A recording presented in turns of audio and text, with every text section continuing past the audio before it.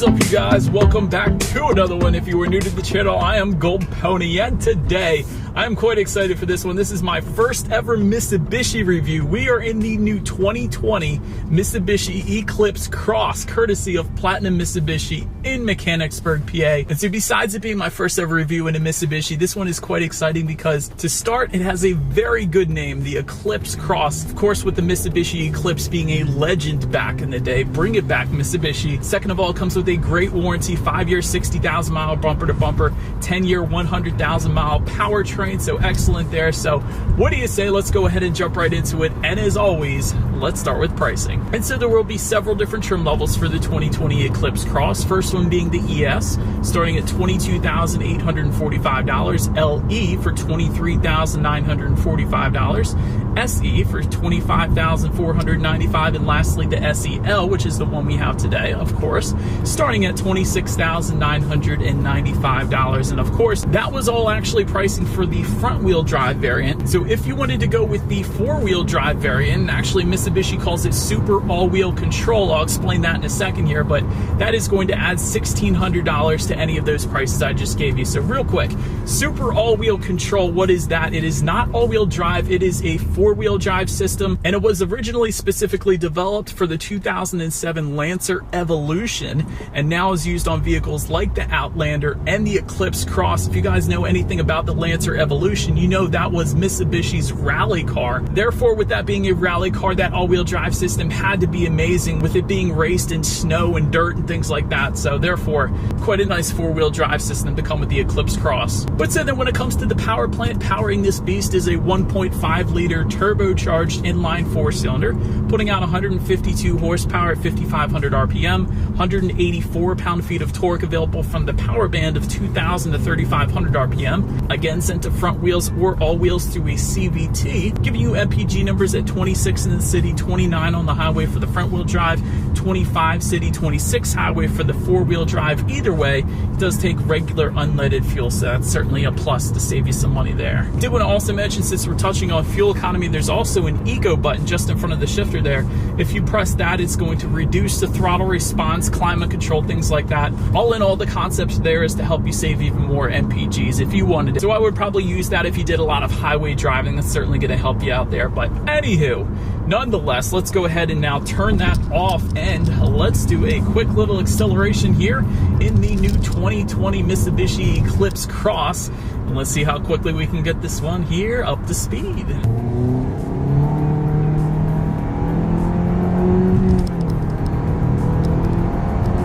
So you can definitely tell it is a CVT. There was no real gear changes there because there aren't any. But one of the main things I was actually looking for was turbo lag, which I did not find, so that is a good thing. Overall power was pretty much as expected. Certainly not going to have any issues merging onto the highway. So for me, acceleration was just fine in the Eclipse Cross. But so then to go along with that, as always, braking is equally important. Up front, you're going to find 11.6-inch ventilated front discs. In the back, 11.9-inch solid rear discs. And overall, as far as the braking feel goes, I've had absolutely no issues today. So braking feel is quite nice. Touching on suspension and handling, up front you're going to get a McPherson strut front suspension with the stabilizer bar.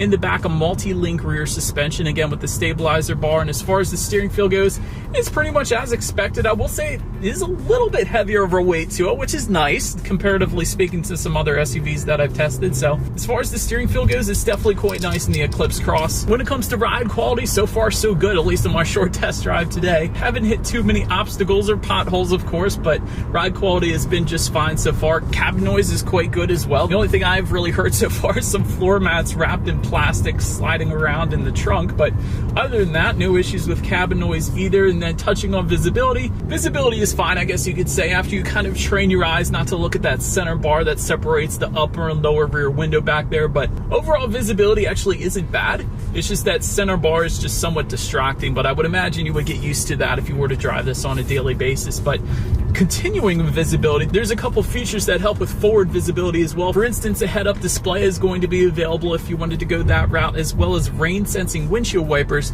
coming standard for the SE and SEL trim levels. And those are pretty cool. They're kind of like automatic headlights. So if it were to start drizzling, the Eclipse Cross would then sense that and automatically turn on the windshield wipers for you. So you don't have to worry about flicking them on or anything like that. So it's kind of one less thing you have to worry about, focus more of your time on driving. So that's kind of cool too. But that kind of rounds out the performance segment of the Eclipse Cross. Let's go ahead and make our way to the exterior and let's check out this new 2020 Mitsubishi Eclipse Cross.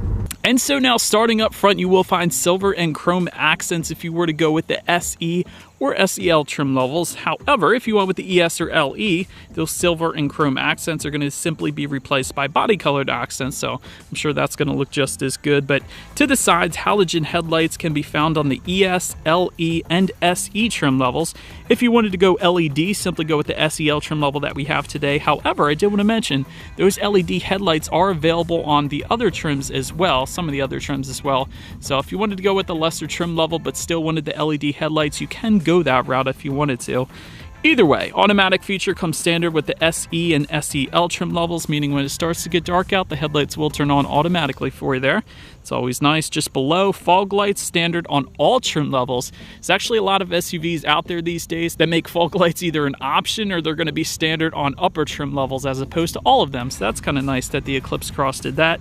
Also, LED daytime running lights also standard on every single trim level. But now, let's go ahead and make our way to the side of the Eclipse Cross here. Looking up, when it comes to those roof rails, they are actually optional on the SE and SEL trim levels. Rear privacy glass is going to come standard for every single trim level, as well as chrome window surrounds. Definitely nice that they put the chrome window surrounds to tie it in with the chrome accents on the front of the Eclipse Cross there. Side mirrors, when it comes to them, you're going to get body colored side mirrors for the ES, SE, and SEL trim levels. Black side mirrors with the LE, and in case I haven't mentioned it yet, that LE is kind of the sportier trim level of the Eclipse Cross, so to speak. Heated side mirrors come standard on all trim levels. That's definitely a good thing. And power folding side mirrors can be found in the SE and SEL, and actually those integrated turn signals, again with other SUVs, they're going to be found on the higher trim levels, but with the Eclipse Cross, integrated LED turn signals are found on every single trim level. That is awesome. So anyhow, let's back out here and let's make our way to the wheel setup. 16-inch alloy wheels can be found on the ES, and there's actually a new design for 2020, so it's not what you're looking at right now, of course, but that is kind of cool. 18-inch alloy wheels can be found on all other trim levels but the ES, because I just mentioned that, of course. So 18-inch alloy wheels on all other trims. Last thing I wanted to mention as far as the side of the SUV goes is there is a shark fin antenna found on top for all trim levels. But now let's make our way to the back here. Rear roof spoiler can be found on every single trim level, as well as a rear window wiper just below. In case you guys didn't notice, a lot of manufacturers will put that rear window wiper on the glass, but Mitsubishi kind of hides it up underneath. You guys can see that underneath that spoiler there, kind of like the Cadillac Escalade does or Chevy Suburban, so I think it's kind of cool. Anywho, backing back out, LED taillights standard on every single trim level. Well done, Eclipse Cross, for that. LED high mount stoplight as well. Single exhaust outlet found just below, tucked away for all trim levels. So you guys know what we have to do next. As always, here is that exhaust clip.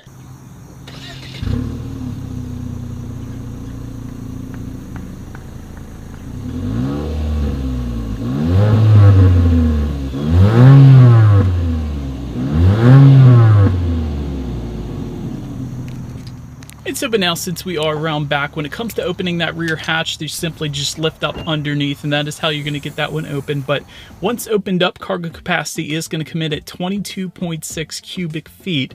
If that was not enough space, however, those rear seats do fold down. There is a 60-40 split, bumping the cubic feetness up to 48.9, so a good bit of space back there. And so since we're back here, I did want to mention there is a cargo light back there. There is no in-floor storage, but in place of that, you will find a full-size spare, so that is going to be found in the back there.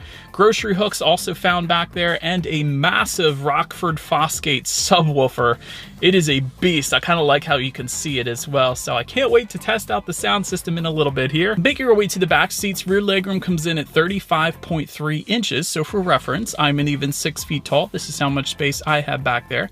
If you wanted a rear center armrest with cup holders, that can be found on the SE and SEL trim levels. Heated rear seats are actually optional on the SEL. We do happen to have that today. That is awesome. That is really a luxury feature, usually found with a luxury manufacturer, so that is pretty cool. Then you can also find, of course, a 12-volt power outlet for those rear passengers, but perhaps the coolest thing that we had today, at least, there is a dual panel moonroof. Dual panel means the front seats get one and the rear passenger seats get one, but it gets better than that.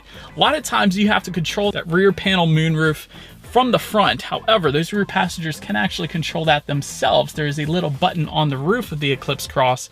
They can simply open that up or close it whenever they wanted to. So that's one of the coolest things for the rear passengers, at least. But let's make our way to the front seats. Manually adjustable seats come with the ES, LE, and SE trim levels. You will find an 8-way power adjustable driver's seat if you want with the SEL. Heated front seats are going to come standard for all trims but the ES. Then you have cloth seating for the ES, LE, and SE, and leather seating for the SEL. That's what you're looking at right now, of course. And I do like the copper accent stitching that can be found on these seats as well as the doors. It ties in there too. And overall, the seats are quite comfortable. I also like how there's vertical seams. There's no horizontal seams. The horizontal seams sometimes create awkward pressure points, so the vertical seams are definitely the way to go, in my opinion at least. But taking a look up front at the steering wheel, it is tilt and telescoping and will come leather wrapped for the SE and SEL trim levels. And there's a nice piano black finish near the bottom as well. I was a fan of that. And if you wanted it heated, that is actually going to be an option for the SEL trim level only. So that is pretty cool, and that's going to be there for you as well. But now let's make our way to the startup, and let me first start by showing you guys the key here. You do have your Mitsubishi logo on the one side, and when you flip it over, you have lock and unlock. But to actually start this one up, it is a turnkey start with the exception of the SE and SEL trim levels, so therefore we do have a push button start today. All I am going to do is simply just put my foot on the brake and press that engine start button located just to the right of the gauges there. But so then once started up, these gauges are actually pretty cool. Tachometer is on your left, speedometer is on your right. The pretty cool part is the intro that they give you when you first start up the Eclipse Cross. There is a picture of the Eclipse Cross front and center, so I thought that was pretty cool. You can of course check out your basic information up there: outside temperature, trip A, trip B, how many miles you have left until you hit empty, stuff like that. But another cool thing about the Eclipse Cross is then when you turn it off, it doesn't say goodbye like some of the other manufacturers do. It says see you. I like that. It's different and it's kind of cool. So well done, Mitsubishi there. I got a kick out of that. Overall interior quality, that dual pane panoramic sunroof I keep mentioning, it's optional on the SE and SEL trim levels. Dual zone climate control is going to come with the SE and SEL. You're going to find a black headliner with the SEL that we have today. Also pretty nice. As far as finishes go, you do have some silver plastic around the shifter that carries on to just above the glove box and the doors as well. I do kind of like the carbon fiber look around the window buttons on both the driver and passenger side doors. That looks pretty cool. That piano black finish that I was talking about in the steering wheel, that carries on to right around the shifter, so I don't mind that. I see a couple of my fingerprints in there already. But also just in front of the shifter, you're going to find 2 USB charging ports. There's a 12-volt power outlet. Once again, little storage area just below that, and is a rubberized storage area so things don't slide around there. You also have an electronic parking brake to the right of the cup holders, and by the way, the cup holders are to the left of the electronic parking brake. And just below that center armrest, you're going to find a pretty deep storage area, actually, with a little tray there, again with a carpet-like finish so things don't slide around once again. But overall, some pretty nice finishes there. So let's make our way to the tech display now. Front and center, you're going to get a 7-inch color touchscreen display for all trim levels. And if you went with the LE trim level and up, there's also going to be a touchpad controller just kind of directly to the back right-hand corner of the shifter. Touchpad controller, kind of like Lexus does, actually. It was pretty easy to use, honestly. I was playing around with that for a little bit, so I think I would still prefer the touchscreen, but that touchpad controller is kind of handy if you were to be driving so you don't have that long reach. So that's pretty cool that that's there. But either way, Bluetooth and audio streaming comes standard on all trim levels. Android Auto, Apple CarPlay, also all trims but the ES trim level. That's how you're going to get that. Also, you can check out your radio information, of course. And by the way, when it comes to the sound system, you will find 4 speakers for the ES and LE and 6 speakers for the SE and SEL. And there is actually an optional touring package that adds $2,100 that adds a Rockford Fosgate sound system with that massive subwoofer in the trunk. So what do you guys say? Let's go ahead and turn this Eclipse Cross back on, see what we got playing today, and let's test out the clarity of this one.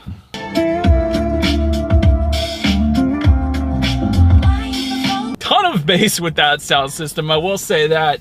Actually, very clear. Rockford Fosgate did a very good job with clarity with the Eclipse Cross there. Definitely felt like it was coming in all directions as well. So very nice job with the Rockford Fosgate. Again, that's an optional sound system with the touring package that adds $2,100, but very nice there. Then last thing on the tech display I wanted to mention to you guys is when you do put the Eclipse Cross in reverse, you will find a rear view camera with dynamic grid lines, and you're actually going to get multiple views, including a 360-degree view if you went with the SEL trim level that we have today. So that's what you're looking at right now. But as always, that is going to lead us into safety. And so first thing I wanted to mention, probably the most important thing when it comes to safety, the Eclipse Cross did get a IIHS top safety pick rating. So that is absolutely wonderful to start with. Front, side, and side curtain airbags come standard, as well as a driver's knee airbag for all trim levels.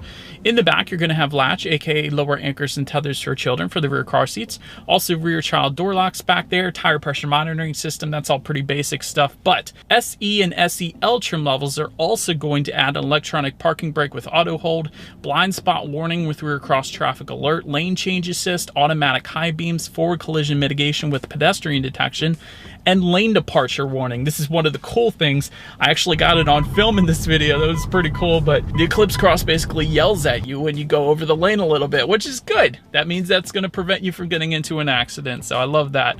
Also, optional on the SEL if you wanted it, there is an adaptive cruise control system available there too. But anyways, that is about it for this one, you guys. Thank you so much for watching. Feel free to follow me on social media at the bottom of the screen if you like. Be sure to hit the subscribe button and the bell notification button if you're into new car reviews. That is what we do here on this channel. And thank you guys so much for stopping by, and I will see y'all in the next video. Stay gold.